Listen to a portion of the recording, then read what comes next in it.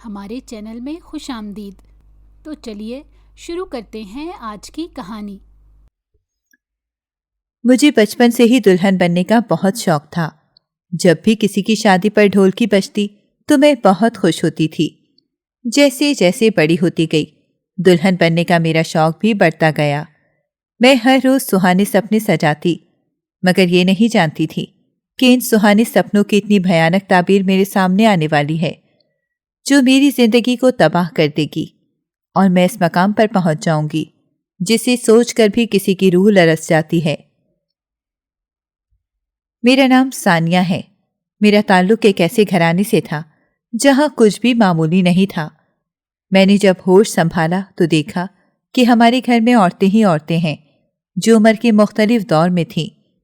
مجھے یاد پڑتا ہے کہ اس وقت میں شاید 7 سال کی تھی جب پہلی بار اماں سے سوال کیا تھا کہ ہمارے گھر میں دوسرے لوگوں کی طرح کوئی مرد کیوں نہیں ہے؟ میرے ابا کب آئیں گے؟ اور دادا اور چچا کہاں ہیں؟ اماں نے کہا کہ وہ سب کام پر گئے ہیں۔ میں انتظار کرتی رہ جاتی، مگر کوئی بھی کام سے واپس نہیں آتا تھا۔ مجھے اپنے ابو، دادا یا چچا سے ملنے کا بہت شوق تھا، مگر کوئی بھی اس بات کو نہیں سمجھتا تھا۔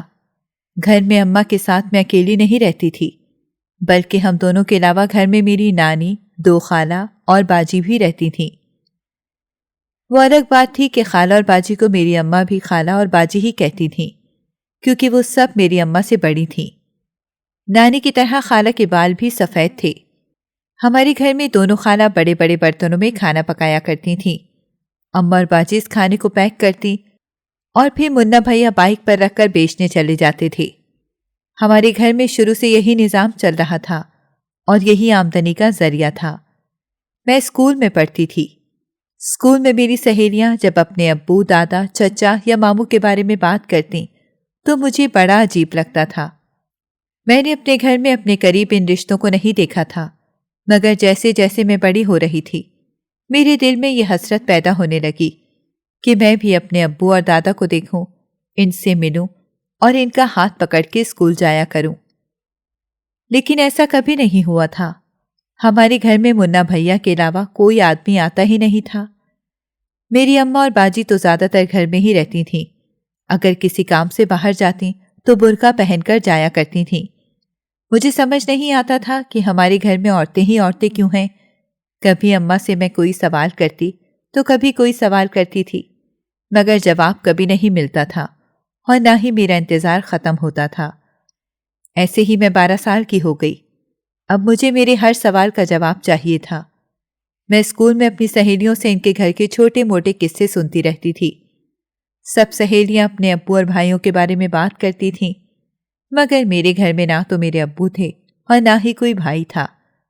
منا بھائی کے علاوہ میں کسی ایسے مرد کو نہیں جانتی تھی جو ہمارے گھر میں آتا جاتا ہو۔ وہ بھی صرف تب آتے تھے جب کھانے کے آرڈر ڈیلیوری کرنے ہوتے تھے۔ اب میں اتنا تو سمجھ چکی تھی کہ ہماری آمدنی کا واحد ذریعہ وہ کیٹرنگ سروس ہے جو میری اماں باقی سب کے ساتھ مل کر گھر بیٹھے ہی چلا رہی تھیں۔ مگر یہ سفر کیسے شروع ہوا تھا، اس کے بارے میں مجھے ابھی تک کوئی علم نہیں تھا۔ ایک دن میں اسکول سے واپس گھر آ رہی تھی تو میں نے اپنے گھر سے ایک آدمی کو نکلتے ہوئے دیکھا۔ وہ منا بھیا تو نہیں تھے، اور اس سے پہلے میں نے انہیں کبھی دیکھا بھی نہیں تھا۔ تو مجھے بڑا تجسس ہوا۔ میں نے گھر پہنچتے ہی اماں سے پوچھا کہ ابھی جو آدمی باہر گیا ہے وہ کون تھا؟ تو اماں کہنے لگی کہ تم اپنے کام سے کام رکھو، ہر بات جاننا تمہارے لیے ضروری نہیں ہے۔ اماں مجھے ڈانٹ رہی تھیں۔ اتنے میں باجی ہمارے کمرے میں آئی اور اماں کو کہنے لگی کہ کب تک اس سے سب کچھ چھپاتی رہو گی؟ اب یہ بڑی ہو گئی ہے، ظاہر ہے سوال تو کرے گی۔ یہ کہہ کر باجی مجھے اپنے ساتھ اپنے کمرے میں لے گئیں۔ وہ ہمیشہ سے ہی مجھے بہت زیادہ پیار کرتی تھیں۔ اگر کبھی مجھے اماں ڈانٹتی تو وہ فوراً مجھے اپنے پاس اپنے کمرے میں لے جاتی تھیں۔ میں نے ان سے نہیں پوچھا کہ گھر میں کون آیا تھا، اور نہ ہی انہوں نے مجھ سے اس بات کا ذکر کیا۔ کھانا کھانے کے بعد میں اپنے اسکول کے کام میں لگ گئی اور بات بھول گئی۔ کچھ دن بعد ہمارے گھر ایک عورت آئی، اس کے ساتھ 9-10 سال کی بچی بھی تھی۔ باجی نے اس کے لیے ایک کمرہ سیٹ کیا اور وہ وہیں پر رہنے لگ گئی۔ میں نے اماں سے پوچھا کہ یہ کون ہے اور ہمارے گھر رہنے کیوں آئی ہے؟ تو اماں کہنے لگی کہ اب وہ ہمارے ساتھ ہی رہے گی اور یہ ان کا بھی گھر ہے جیسے ہمارا گھر ہے۔ تو میں اماں کی یہ بات سن کر خاموش ہو گئی، مگر کچھ سمجھ نہیں آ رہا تھا کہ وہ کون ہیں اور کہاں سے آئی ہیں۔ لیکن ان کے ساتھ جو بچی تھی اس کا نام گڑیا تھا، اس کے ساتھ میری دوستی ہو گئی۔ پہلے ہمارے گھر میں سب بڑے ہی تھے، میرے ساتھ کوئی کھیلنے یا بات کرنے والا نہیں تھا۔ اب مجھے گڑیا کی شکل میں ایک ساتھی مل گیا۔ 2 دن بعد اماں اور باجی نے اس کا داخلہ بھی میرے اسکول میں کروا دیا، تو ہم دونوں ایک ساتھ اسکول آنے جانے لگے، اور اس کی ماں میری اماں کی طرح سب کے ساتھ مل کر کھانے کا کام کرنے لگ گئیں۔ ایک دن میں اور گڑیا اسکول سے گھر واپس گئے تو ہمارے گھر کے باہر کافی سارے لوگ جمع تھے اور اندر سے تیز تیز بولنے کی آوازیں آ رہی تھیں۔ میں گھبرا گئی اور بہت ڈر گئی، تو محلے کی کچھ عورتیں خالہ اور باجی کے ساتھ بحث کر رہی تھیں۔ ان کا کہنا تھا کہ اکیلی عورتوں کے گھر میں مردوں کا بھلا کیا کام ہے کہ وہ گھر کے اندر آئے جائیں۔ اس بات پر خالہ نے کہا کہ تم سب کے گھروں میں مرد نہیں ہیں؟ کیا ہم نے کبھی کسی کے گھر جا کر پوچھا کہ کوئی کیوں آتا جاتا ہے؟ تو وہی عورت بولی کہ سب کو پتا ہے ہمارے گھروں میں جو مرد ہیں ان کا ہمارے ساتھ کیا رشتہ ہے، لیکن آپ لوگ اتنے عرصے سے اکیلی رہتی ہیں، پھر کوئی مرد اگر یہاں بار بار آتا ہے تو کس رشتے سے آتا ہے؟ محلے والوں کو اس بات کا جواب چاہیے، کیونکہ یہ شریفوں کا محلہ ہے اور یہاں پر ہماری بہو بیٹیاں رہتی ہیں۔ یہ سن کر مجھے بھی اس دن کی بات یاد آ گئی جب میں نے ایک آدمی کو اپنے گھر سے نکلتے ہوئے دیکھا تھا۔ تو کیا وہ آدمی روز ہمارے گھر آتا تھا جب میں اسکول گئی ہوئی ہوتی تھی؟ مجھے تو اس بارے میں کچھ علم ہی نہیں تھا۔ اب محلے والے طرح طرح کی باتیں بنا رہے تھے۔ تب خالہ نے انہیں کہا کہ وہ آدمی تسلیم کا دیور ہے اور اس کے شوہر کی جائیداد کا مسئلہ چل رہا ہے۔ اس کے سلسلے میں وہ آتا ہے کیونکہ جائیداد کا جو حصہ تسلیم کے میاں کا ہے وہ اب اس کی بیٹی کے نام لکھا جائے گا۔ یہ سن کر سب خاموش ہو گئے اور کہنے لگے کہ اگر ایسی بات ہے تو آپ لوگ پہلے ہی بتا دیتے تو اتنا بڑا مسئلہ ہی نہ بنتا۔ پھر سب لوگ وہاں سے چلے گئے اور میں اپنی اماں کا منہ دیکھتی رہ گئی، کیونکہ تسلیم تو میری اماں کا ہی نام تھا۔ کمرے میں جا کر میں نے اماں سے سوال کیا کہ کیا واقعی میرے چچا ہیں؟ تو میرے ابا کہاں ہیں اور ہم لوگ یہاں کیوں رہتے ہیں؟ اماں میرے سوال سن کر رونے لگ گئیں اور ہمیشہ کی طرح باجی مجھے اپنے ساتھ کمرے میں لے گئیں۔ اس کے بعد میں نے اماں سے سوال کرنا ہی چھوڑ دیا۔ ایک دن میری موجودگی میں ہی میرے چچا گھر آئے۔ انہوں نے میرے سر پہ ہاتھ رکھا اور آ کر اماں کو کچھ فائل اور کاغذات دے کر چلے گئے جو اماں نے الماری میں رکھ لیے۔ اب مجھے یقین ہو گیا تھا کہ میرے ابا اس دنیا میں نہیں تھے اور ان کے گھر والے ہم سے کوئی رشتہ نہیں رکھنا چاہتے، اسی لیے تو ہم نانی اور خالہ کے پاس رہتے تھے۔ ایسے ہی وقت گزرتا رہا، گھر والے کھانا پکانے کا کام کرتے رہے اور میں اپنی پڑھائی پر توجہ دینے لگی۔ پھر جب میں 9ویں کلاس میں چلی گئی تب ایک دن اچانک نانی کا انتقال ہو گیا۔ اس دن ہم سب بہت روئے تھے، خاص طور پر میری اماں کا تو رو رو کے برا حال ہو چکا تھا۔ وہ بار بار یہی کہہ رہی تھی، وہ بھی دنیا میں نہیں، اب تو میرا کوئی بھی نہیں رہا۔ باجی میری اماں کو دلاسے دے رہی تھی اور میں چپ چاپ ایک کونے میں بیٹھی اپنی ماں کی طرف دیکھ رہی تھی جو بہت زیادہ رونے کی وجہ سے نڈھال ہو گئی تھی۔ نانی کے انتقال کے بعد کچھ دن میں اماں نارمل ہوئی تو ایک رات میں ان کے پاس بیٹھ گئی اور ان سے بڑے پیار سے کہا کہ اگر آپ کی اماں نہیں رہیں تو آپ کی بیٹی تو ہے نا۔ یہ سن کر انہوں نے مجھے سینے سے لگا لیا اور کہنے لگیں، آج میں تمہیں ایک عجیب و غریب کہانی سناتی ہوں تاکہ آئندہ تمہارے دل و دماغ میں کوئی سوال نہ رہے۔ اماں نے کہا کہ کافی سال پہلے جب وہ چھوٹی سی تھیں تو ان کے ابا کا انتقال ہو گیا تھا اور وہ اپنی ماں کے ساتھ اپنے گھر میں اکیلی رہتی تھی، لیکن وہ گھر ان کے اماں یا ابا کا نہیں بلکہ میرے دادا کا تھا، اور ابا کے انتقال کے بعد ان کے دادا نے اپنی بہو اور پوتی کو گھر سے نکال دیا تو میری نانی نے اس گھر میں آ کر پناہ لی جہاں 2 بہنیں رہتی تھیں جنہیں سب خالہ کہہ کر پکارتے تھے۔ ان میں سے ایک بہن شادی شدہ تھی اور ان کی ایک بیٹی تھی جو میری پیاری باجی تھیں، جبکہ دوسری بہن کی شادی ہی نہیں ہوئی تھی۔ جب میری نانی اور اماں بھی اس گھر میں آ کر رہنے لگیں تو سب مل جل کر اپنا گھر چلانے کے لیے محنت کرنے لگ گئیں۔ پہلے تو یہ سب عورتیں سلائی کڑھائی کا کام کرتی تھیں اور جب میری اماں بڑی ہوئیں تو نانی اور خالہ نے مل کر ان کی شادی ابا کے ساتھ کروا دی۔ میری اماں کی ساس یعنی میری دادی ایک بہت ظالم عورت تھیں۔ انہیں میری اماں کچھ پسند نہیں تھیں کیونکہ اماں کا تعلق ایک غریب گھر سے تھا اور وہ جہیز کے نام پہ کوئی چیز لے کر سسرال نہیں گئی تھیں، جبکہ میری دادی کو لالچ تھا۔ حالانکہ کھاتے پیتے لوگ تھے، کسی چیز کی کوئی کمی نہیں تھی، مگر پتہ نہیں کیوں دادی کو جہیز کے نام پر بہت سارا سامان چاہیے تھا جو اماں لے کر نہیں گئیں۔ دادی کا بس چلتا تو ابا کے ساتھ میری اماں کی شادی بھی نہ ہونے دیتی، کیونکہ دادا زمین جائیداد والے تھے اور ان کی ساری جائیداد اولاد کے حصے میں ہی جانی تھی۔ دادا نے ہی ابا کی شادی میری اماں کے ساتھ کروائی تھی، لیکن دادا کے انتقال کے بعد دادی نے اماں کو سکون سے نہیں رہنے دیا۔ وہ تو صرف ابا کے آسرے پر اپنے سسرال میں وقت کاٹ رہی تھیں۔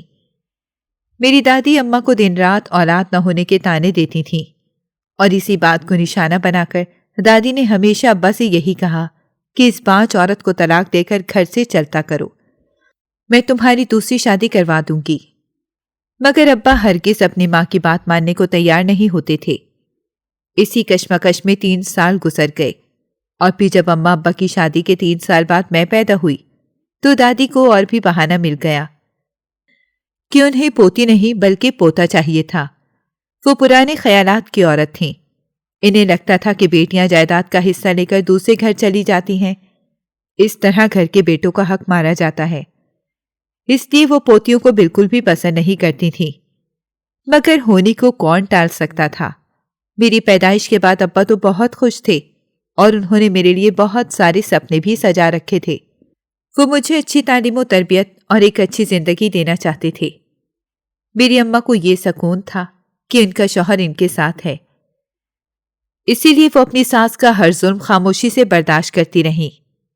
لیکن جب میں 3 سال کی ہوئی تو میرے ابا کو ہارٹ اٹیک ہو گیا، جس کی وجہ سے وہ زندگی کی بازی ہار بیٹھے اور میری اماں کو اس ظالم سماج میں اکیلا چھوڑ کر ہمیشہ کے لیے دنیا سے چلے گئے۔ ہم دونوں ماں بیٹی ابا کے جانے کے بعد بے آسرا ہو گئے، کیونکہ دادی نے تو سویم کے فوراً بعد ہی میری نانی سے کہا کہ اپنی بیٹی اور اس بوجھ کی پوٹلی کو بھی یہاں سے لے جاؤ، کیونکہ جب ہمارا بیٹا ہی نہیں رہا تو ہم مفت میں ان دونوں کو کیوں پالیں؟ اور میری نانی چپ چاپ اپنی بیٹی اور نواسی کو وہاں سے اپنے ساتھ لے آئیں، اور ہم دونوں ماں بیٹی بھی نانی اور خالہ کے در پر پلنے لگے۔ میری اماں کے واپس آنے سے پہلے ہی خالہ کی اکلوتی بیٹی، جسے ہم باجی کہتے ہیں، ان کو طلاق ہو گئی تھی۔ حالانکہ ابھی ان کا صرف نکاح ہوا تھا اور رخصتی سے پہلے ہی ان کے شوہر کسی اور لڑکی کے پیچھے لگ گئے۔ باجی کو طلاق دے دی اور وہ بنا دلہن بنے ہی طلاق کا ٹیکا ماتھے پر سجائے ماں کے گھر ہی بیٹھی رہیں۔ اس کے بعد انہوں نے کبھی نہ شادی کرنے کا فیصلہ کر لیا، اور پھر میری اماں کے ساتھ مل کر باجی نے ہی کیٹرنگ کا کام شروع کیا تھا۔ پہلے تو تھوڑا سا کھانا بنتا اور باجی خود آفس، اسکولوں اور کالجوں وغیرہ میں جا کر بات کر کے وہاں پر کھانا پہنچاتی تھیں۔ پھر ہمارے محلے کے منا بھیا نے بھی اس کام میں اماں اور باجی کا ساتھ دینا شروع کر دیا۔ وہ اس وقت 13-14 سال کے تھے اور سائیکل پر اماں اور باجی کا بنا ہوا کھانا لے کر ان لوگوں کے پاس جاتے تھے جو کھانے کو آرڈر دیتے تھے۔ پھر منا بھیا کو ہمارے ساتھ یہ کام کرتے ہوئے 15 سال گزر گئے۔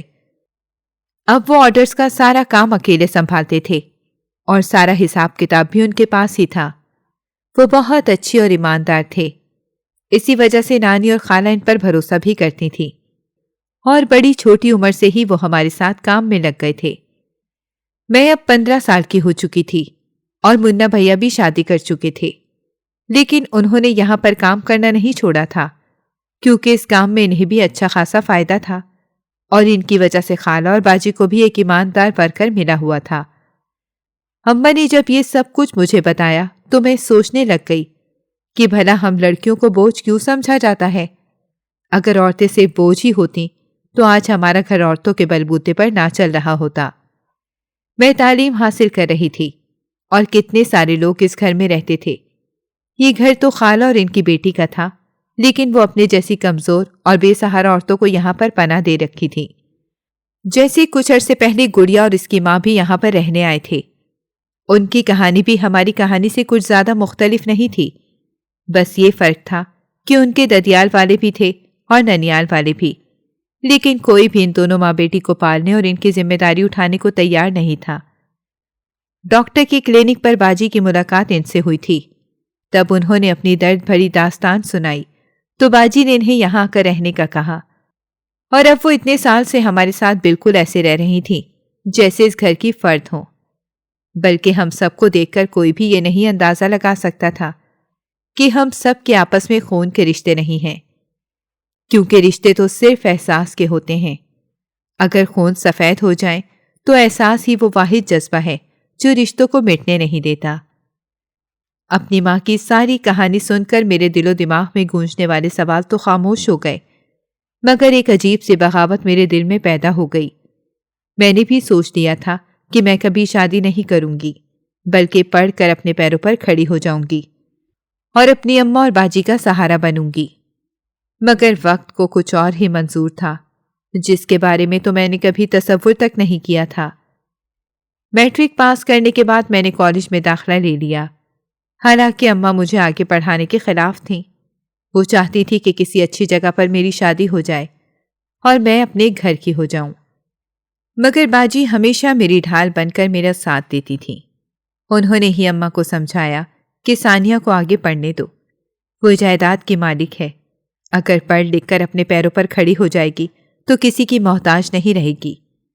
اماں بھی یہ سن کر خاموش ہو گئیں اور انہوں نے مجھے آگے پڑھنے کی اجازت دے دی، لیکن وہ ہر دوسرے چوتھے روز میرا کالج بیگ چیک کرتی تھی۔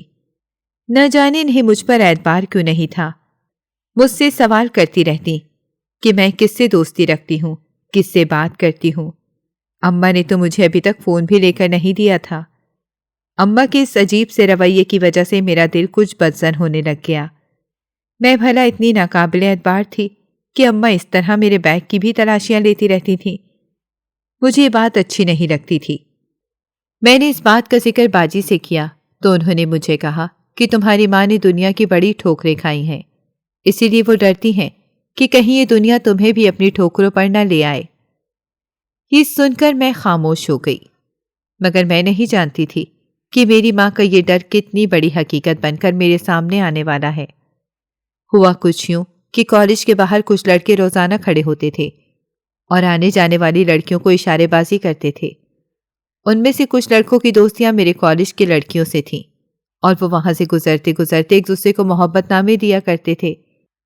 میں یہ سب کچھ پچھلے 6 مہینے سے دیکھ رہی تھی، اور پھر اپنی کلاس کی لڑکیوں سے بھی ان کی محبت ناموں کے قصے سن سن کر مجھے شوق پیدا ہو گیا۔ میرا دل بھی چاہتا تھا کہ کوئی محبت نامہ میرے نام بھی آئے، کوئی ایسا ہو جس کے دل کی دھڑکنوں پر میرا نام لکھا ہو اور جسے دیکھ کر میرے دل کی دھڑکنیں بے ترتیب ہو جائیں۔ اسی لیے میں نے بھی وہاں سے گزرتے ہوئے ان لڑکوں کی طرف توجہ دینی شروع کر دی۔ ان میں ایک لڑکا عاشر بھی تھا جو اکثر میری طرف دیکھ کر مسکراتا تھا۔ اسے میں نے کبھی کسی لڑکی سے بات کرتے ہوئے نہیں دیکھا تھا، مگر ایک دن میری کلاس کی ایک لڑکی نے مجھے خط دیا اور کہنے لگی کہ میرے بوائے فرینڈ کا ایک دوست عاشر ہے جو تمہیں پسند کرتا ہے اور اسی نے تمہارے نام یہ خط بھیجا ہے۔ یہ سن کر تو میرے ہاتھ کانپنے لگ گئے۔ میں نے وہ خط اس سے لیا اور پڑھنے لگ گئی۔ جیسے جیسے میں وہ خط پڑھ رہی تھی میرے دل کی دھڑکنیں بے ترتیب ہونے لگیں۔ مجھے ایسے لگا جیسے وہ عاشر ہی ہے جس کا مجھے انتظار تھا۔ میں بہت خوش ہو رہی تھی۔ مجھے نہیں معلوم تھا کہ میں جو کر رہی ہوں وہ ٹھیک ہے یا نہیں، مگر میں اس وقت اپنے جذبات کو قابو میں نہ رکھ سکی اور اسے خط کا جواب دے دیا۔ پھر یہ سلسلہ چل نکلا۔ میں نے کبھی راستے میں آتے جاتے عاشر کو خود خط نہیں پکڑایا تھا، بلکہ میری وہی سہیلی ہمیشہ مجھے عاشر کا خط دیا کرتی اور میرا جواب بھی اس تک وہی پہنچاتی تھی، کیونکہ مجھے معلوم تھا کہ اماں میرے بیگ کی تلاشی لیں گی تو میرے سارے خط پکڑے جائیں گے اور پھر میرا گھر سے نکلنا بھی بند ہو جائے گا۔ اسی لیے میں بہت زیادہ احتیاط کرتی تھی۔ عاشر کا تعلق ایک مڈل کلاس فیملی سے تھا۔ وہ ہماری کالج سے تھوڑا دور بوائز کالج میں پڑھتا تھا۔ اس نے اپنے خط میں لکھا تھا کہ اس نے مجھے دیکھنے کے بعد وہاں پر کھڑے ہونا شروع کیا اور بڑی ہمت کر کے مجھے خط لکھا۔ وہ ہر خط میں مجھ سے موبائل نمبر کا مطالبہ کرتا۔ تب میں نے اسے بتایا کہ میرے پاس فون نہیں ہے۔ اس نے مجھے فون گفٹ کرنے کی اجازت مانگی تو میں نے انکار کر دیا، کیونکہ میں جانتی تھی کہ ہمارے گھر میں موبائل فون کو چھپائے رکھنا بالکل ممکن نہیں۔ اسی لیے ہم دونوں میں خط و کتابت کا سلسلہ ہی چلتا رہا۔ میں دن رات اس کے خیالوں میں کھوئی رہتی تھی۔ اس نے مجھ سے وعدہ کیا تھا کہ وہ اپنی تعلیم کے بعد جلد نوکری شروع کرے گا اور اپنے گھر والوں کو میرے گھر بھیج دے گا۔ اب مجھے بس اس وقت کا انتظار تھا جب عاشر کی نوکری لگے گی اور وہ اپنا رشتہ میرے لیے بھیجے گا، اور پھر میں اس کی دلہن بن کر اس کے ساتھ چلی جاؤں گی۔ میں نے سوچا تھا کہ تھوڑا اور وقت گزر جائے تو میں عاشر کے بارے میں باجی کو بتا دوں گی، مگر اس سے پہلے ہی کچھ ایسا ہوا جس نے سب کچھ برباد کر کے رکھ دیا۔ ہوا کچھ یوں کہ ایک دن جب میری سہیلی نے مجھے عاشر کا خط دیا تو اس وقت چھٹی ہو گئی، تو میں نے جلد بازی میں وہ خط اپنے بیگ میں رکھ لیا کہ گھر جا کر چوری چھپے پڑھ لوں گی۔ مگر میں جیسے ہی گھر پہنچی تو باجی کی طبیعت کافی خراب تھی اور انہیں لے کر اماں ہاسپٹل جا رہی تھیں۔ میں بے حد پریشان ہو گئی اور خط کو بھول کر اماں اور باجی کے ساتھ ہسپتال چلی گئی۔ 2 گھنٹے بعد ہماری واپسی ہوئی تو میں باجی کے ساتھ ان کے کمرے میں ہی رک گئی۔ میں شروع سے ہی ان سے بہت زیادہ اٹیچ تھی۔ ان کی طبیعت خراب ہو جاتی تو میں بہت گھبرا جاتی تھی، اسی لیے اس دن بھی میں سب کچھ بھول کر باجی کی خدمت میں لگ گئی۔ اور پھر جب رات کو اپنے کمرے میں گئی تو مجھے ایک دم سے خط کا خیال آیا۔ اماں اس وقت کمرے میں نہیں تھیں۔ میں نے جا کر بیگ میں سے خط نکالنا چاہا تو بیگ میں خط موجود نہیں تھا۔ میرے تو قدموں کے نیچے سے زمین نکل گئی، کیونکہ میں نے تو وہ خط بیگ کے اندر ہی رکھا تھا۔ ابھی میں پریشان کھڑی یہی سوچ رہی تھی کہ پیچھے سے اماں کی آواز آئی۔ وہ خط ان کے ہاتھ میں تھا اور وہ مجھ سے پوچھ رہی تھی کہ یہ سب کیا ہے۔ میرے تو ہوش اڑ گئے۔ ظاہر ہے اماں نے خط پڑھ لیا تھا۔ ان کے چہرے پر آیا ہوا غصہ بتا رہا تھا کہ انہیں کتنا زیادہ برا لگا ہے۔ میں نے اماں سے بات کرنے کی کوشش کی تو انہوں نے مجھے چپ کروا دیا اور میری ایک نہ سنی اور میرا بیگ اٹھا کر الماری میں رکھ کر لاک کر دیا۔ پھر وہ یہ کہتے ہوئے کمرے سے باہر نکل گئیں کہ آج کے بعد کالج جانے کی کوئی ضرورت نہیں ہے، اب میں تمہاری شادی ہی کروں گی، بس اور یہ میرا آخری فیصلہ ہے۔ میری تو ہمت ہی نہیں پڑ رہی تھی کہ میں اماں سے کوئی بات کرتی، اور باجی کی طبیعت خراب تھی، میں ان سے بھی کچھ نہیں کہہ سکتی تھی، اسی لیے چپ چاپ لیٹ کر سو گئی۔ اگلے 3-4 دن جب میں کالج نہیں گئی تو سب مجھ سے پوچھنے لگے۔ تب اماں نے ہی سب کو جواب دیا کہ ثانیہ نے کالج چھوڑ دیا ہے، کیونکہ کالج کا ماحول کچھ اچھا نہیں ہے، اس لیے یہ آگے پڑھنا نہیں چاہتی۔ یہ بات سب کو عجیب لگی تھی، مگر سب اماں کے غصے سے بھی واقف تھے، اسی لیے کسی نے بات بڑھائی نہیں۔ اور جب باجی نے مجھ سے پوچھا تو میں ان کے گلے لگ کر رونے لگ گئی۔ میں نے انہیں ساری بات سچ سچ بتا دی۔ وہ اپنا سر پکڑ کر بیٹھ گئیں اور کہنے لگیں کہ تم اچھی طرح اپنی اماں کی عادت سے واقف ہو، وہ کسی پہ اعتبار نہیں کرتی، اور اوپر سے تم نے وہی کیا جس کا اسے ڈر تھا۔ اب بھلا وہ کیسی تمہاری بات سنے گی اور کیسے تم پر اعتبار کریں گی؟ میرا پریشانی سے برا حال تھا، سمجھ نہیں آ رہا تھا کہ میں عاشر سے کیسے رابطہ کروں۔ نہ جانے وہ میرے بارے میں کیا کچھ سوچ رہا ہوگا، مگر اماں نے تو میرا گھر سے نکلنا ہی بند کر رکھا تھا، اور میری کوئی بھی سہیلی گھر پر نہیں آتی تھی، ان سے دوستی صرف کالج کی حد تک ہی تھی۔ ایسے ہی گھر میں بیٹھے بیٹھے پورا 1 مہینہ گزر گیا۔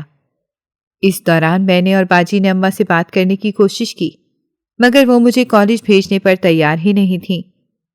میں اچھی طرح جانتی تھی کہ اماں کبھی بھی اپنا فیصلہ نہیں بدلیں گی، اور پھر ایک دن اماں نے میرے سر پہ بم پھوڑ دیا۔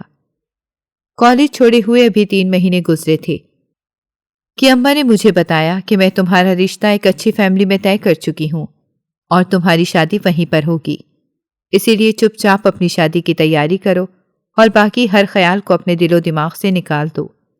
بس یہ یاد رکھنا کہ اگر شادی کے بعد تم نے اپنا گھر نہ بسایا تو میرا مرا ہوا منہ دیکھو گی۔ یہ سن کر تو مجھے چپ لگ گئی۔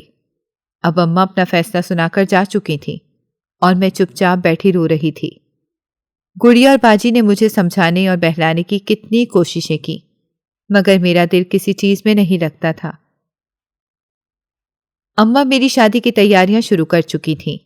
ابا کی جائیداد سے ملنے والا پیسہ انہوں نے میری شادی کی تیاری میں لگایا، اور جو زمین میرے نام پہ تھی وہ میں ایسے ہی رکھنا چاہتی تھی۔ تاکہ میرا مستقبل محفوظ رہے۔ کچھ ہی دن کے بعد گھر میں زور و شور سے میری شادی کی تیاریاں ہو رہی تھیں، اور میں یہ بھی نہیں جانتی تھی کہ میری شادی کس سے ہو رہی ہے۔ باجی اور گڑیا کے بے حد اصرار پر میں ان کے ساتھ بازار تو چلی جاتی، مگر بڑی بے دلی کے ساتھ میں نے شادی کی تیاری کی تھی۔ اماں کے سامنے بولنے کی میری جرت نہیں تھی، اور عاشر کے بارے میں سوچ سوچ کر مجھے افسوس ہوتا تھا کہ وہ تو مجھے بے وفا سمجھ رہا ہوگا، اور میری شادی جس سے ہو رہی تھی میں کیسے اسے دل سے اپنا سکتی تھی۔ انہی ساری سوچوں اور کشمکش میں شادی کا دن بھی آ گیا۔ میں نے ابھی تک اپنے ہونے والے شوہر کو دیکھا تک نہیں تھا۔ باجی اور گڑیا نے کتنی بار کوشش کی کہ میرے سامنے اس کا ذکر کرتی اور مجھے تصویر دکھانے کی کوشش کرتی، مگر میں صاف انکار کر دیتی تھی، اور پھر میں دلہن بن کر کمرے میں بیٹھی ہوئی تھی۔ جب میرا نکاح ہوا تو دلہے کا نام سن کر ایک پل کے لیے میرا دل دھک سے رہ گیا، مگر ضروری تو نہیں تھا کہ یہ وہی ہو جس کے میں نے خواب دیکھے تھے، کیونکہ اس کا نام تو صرف عاشر تھا، اور جس کے ساتھ میری شادی ہو رہی تھی وہ بلال عاشر تھا۔ مجھے یہ نام سن کر بھی تکلیف ہو رہی تھی۔ کیا ساری زندگی اس نام کی وجہ سے مجھے اپنے ماضی کو بھلانے میں کتنی مشکل ہوگی۔ اماں نے میرے ساتھ اچھا نہیں کیا تھا، مگر اب تو بہت دیر ہو چکی تھی۔ میں رخصت ہو کر اپنے سسرال چلی گئی۔ مجھے نہیں معلوم کہ وہاں پر کیا رسمیں ہوئیں اور کون کتنا خوش تھا۔ نہ تو مجھے کچھ دکھائی دے رہا تھا اور نہ سنائی دے رہا تھا۔ میں اپنے ہی صدموں میں گمسم بیٹھی تھی۔ لمبا سا گھونگھٹ مجھے اپنے جذبات چھپانے میں مدد دے رہا تھا، مگر مسکرانے کی اداکاری بھی کرنی پڑ رہی تھی۔ میری ساس نندے اور پتہ نہیں کون کون سی عورتیں میری خوب آؤ بھگت کر رہی تھیں، اور پھر انہوں نے مجھے کمرے میں پہنچایا اور ہنستی چھیڑتی ہوئی مجھے وہاں سے چلی گئیں۔ میں بڑی عجیب سی کشمکش کا شکار تھی۔ کچھ دیر بعد کمرے کا دروازہ کھلا اور دولہا میاں کمرے میں تشریف لے آئے۔ گلے کو کھنکار کر میرے پاس بیٹھے، اور جیسے ہی انہوں نے میرا گھونگھٹ اٹھایا تو میرے قدموں کے نیچے سے زمین نکل گئی، کیونکہ میرے سامنے ایک سفید داڑھی والا بزرگ بیٹھا تھا، جسے دیکھ کر شدید حیرت کا جھٹکا لگا۔ میری ماں نے یہ کیا کیا ہے؟ میرا جرم اتنا بڑا تو نہیں تھا جس کی اتنی بڑی سزا مجھے دے دی اور میری شادی ایک بوڑھے آدمی سے کروا دی۔ کیا میں ان پر اتنا بوجھ تھی جو انہوں نے ایسے سر سے اتار پھینکا، اور کسی نے بھی مجھے بچانے کی کوشش تک نہیں کی؟ باجی، خالہ اور گڑیا سے بھی شکوہ ہو رہا تھا۔ میں بڑی مشکل سے اپنے آپ پر قابو کر کے بیٹھی ہوئی تھی کہ اس نے میرا ہاتھ پکڑنے کے لیے اپنا ہاتھ آگے بڑھایا تو میں نے چیخنا شروع کر دیا، اور میری آواز سن کر سارے گھر والے کمرے میں آ گئے۔ سب حیران کھڑے کبھی مجھے دیکھ رہے تھے اور کبھی دلہا کی طرف دیکھ رہے تھے۔ شاید انہیں بھی کچھ سمجھ نہیں آ رہا تھا کہ یہ کیا ہو رہا ہے۔ میری ساس نے میرے پاس آ کر پوچھا کہ کیا بات ہے، کیا ہوا ہے؟ تو میں اپنی ساس کی طرف حیرت سے دیکھنے لگی، اور پھر ایک دم مجھے چکر آ گئے اور میں بے ہوش ہو کر گر گئی۔ جب ہوش آئے تو وہیں اپنے کمرے کے بیڈ پر لیٹی ہوئی تھی، اور وہیں پر میری اماں، باجی اور گڑیا بیٹھی تھیں۔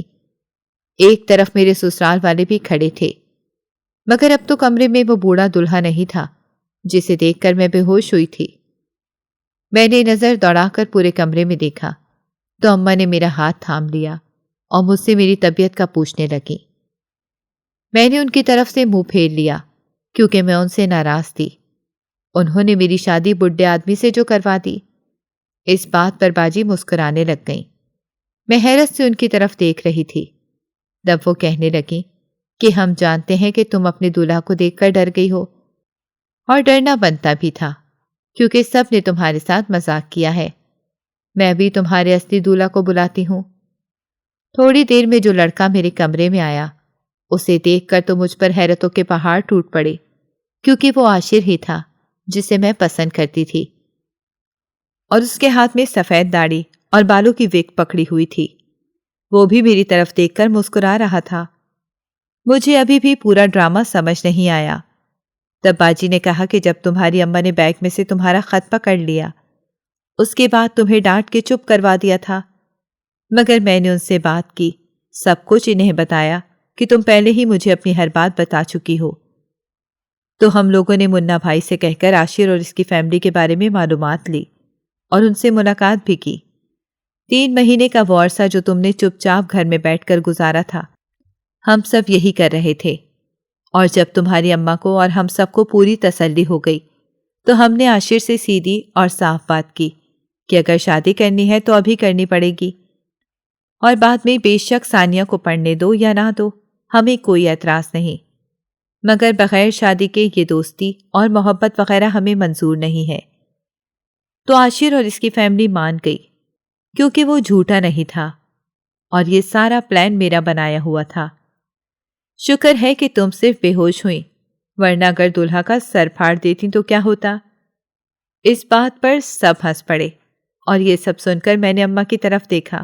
وہ بڑی پیار سے میری طرف دیکھ رہی تھی۔ میں ان کے سینے سے لگ گئی۔ اماں نے کہا کہ تمہاری قسمت اچھی تھی کہ ایک اچھا لڑکا تمہیں ملا، ورنہ عام طور پر سب دل لگی کر رہے ہوتے ہیں۔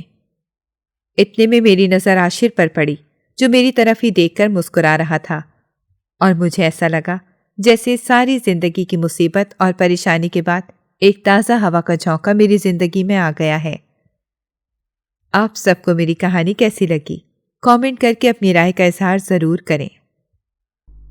اگر آپ کو ہماری کہانی پسند آئی ہو تو ہمارے چینل کو لائک کریں اور سبسکرائب کر دیں۔ بیل نوٹیفیکیشن کو بھی آن کر دیں تاکہ ہماری آنے والی ہر مزیدار کہانی آپ کو وقت پر ملتی رہے۔